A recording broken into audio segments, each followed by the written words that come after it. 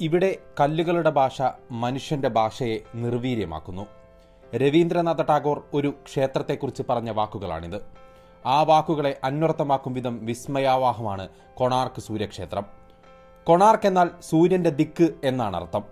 കിഴക്കുദിച്ച സൂര്യന്റെ ക്ഷേത്രമെന്നും black pagoda എന്നും ഒക്കെ അറിയപ്പെടുന്ന കൊണാർക്കിലെ സൂര്യക്ഷേത്രത്തിന്റെ വിശേഷങ്ങൾ അറിയാം ഈ വീഡിയോയിലൂടെ.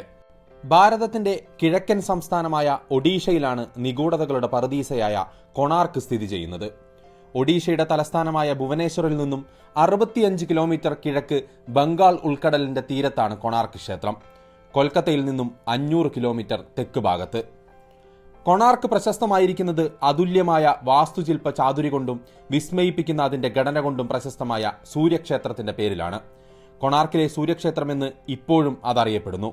എങ്കിലും എന്നോ ആരാധന നിലച്ച് വിസ്മൃതിയിലായ ഒരു മഹാക്ഷേത്രത്തിന്റെ അവശിഷ്ടങ്ങൾ മാത്രമാണ് ഇന്നവിടെയുള്ളത്.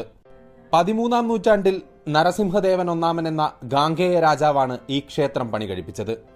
ഇന്ത്യയിലെ സപ്താത്ഭുതങ്ങളിൽ ഒന്നായി ഇത് പരിഗണിക്കപ്പെടുന്നു. 14 കുതിരകൾ വലിക്കുന്ന മനോഹരമായ ഒരു രഥത്തിന്റെ രൂപത്തിലാണ് ഈ ക്ഷേത്രത്തിന്റെ നിർമ്മാണം.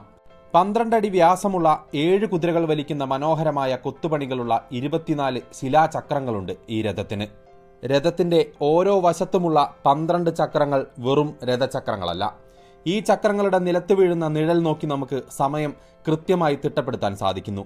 എല്ലാ ചക്രങ്ങളും ഇപ്രകാരമുള്ള സൂര്യഘടികാരങ്ങളാണ്. ഭാരതീയ ശില്പകലയുടെ മകുടോദാഹരണമാണ് ഈ ക്ഷേത്രം. ക്ഷേത്രത്തിലെ ചുമർ ശില്പങ്ങളിൽ ദേവീദേവന്മാരുടെ രൂപങ്ങൾ, പുരാണ കഥാപാത്രങ്ങൾ, ഗന്ധർവന്മാർ, യക്ഷികൾ, പുരാണ കഥാസന്ദർഭങ്ങൾ, നൃത്തം ചെയ്യുന്ന അപ്സരസുകൾ എന്നിവയെ കാണാൻ പറ്റും. പ്രധാന ക്ഷേത്രത്തിന്റെ ചുറ്റിലുമായി അടിഭാഗത്ത് 2000-ഓളം ആനകളുടെ ശില്പങ്ങളുണ്ട്.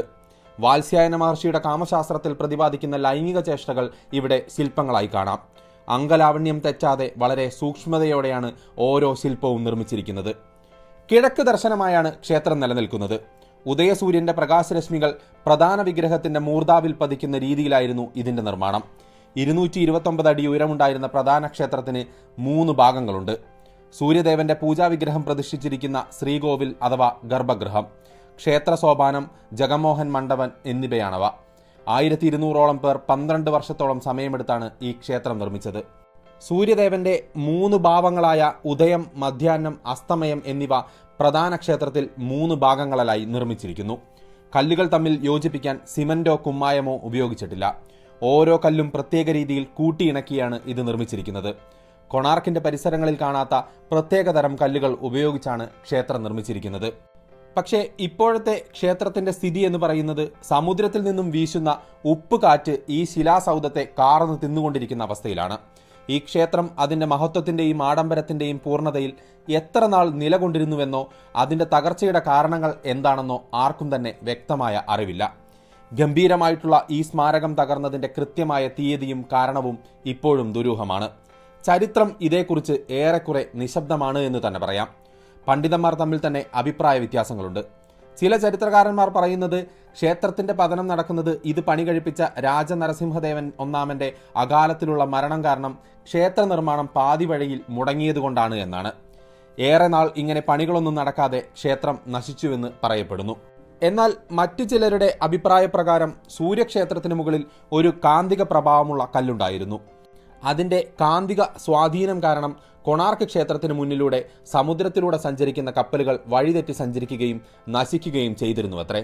അതായത് കാന്തിക പ്രഭാവമുള്ള ഈ കല്ലിന്റെ സ്വാധീനം കാരണം കപ്പലുകൾക്ക് ദിശ കാണിക്കുന്നതിനായി ഘടിപ്പിച്ചിട്ടുള്ള കോമ്പസ് പ്രവർത്തനരഹിതമാകുന്ന അവസ്ഥയുണ്ടായി.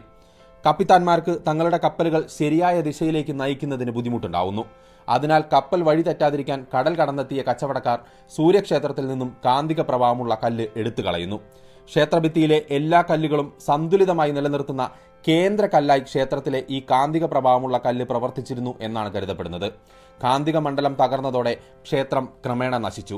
ഈ വാദത്തിന് ശാസ്ത്രീയമായിട്ടുള്ള അടിത്തറകളോ മറ്റു തെളിവുകളോ ഒന്നുമില്ല.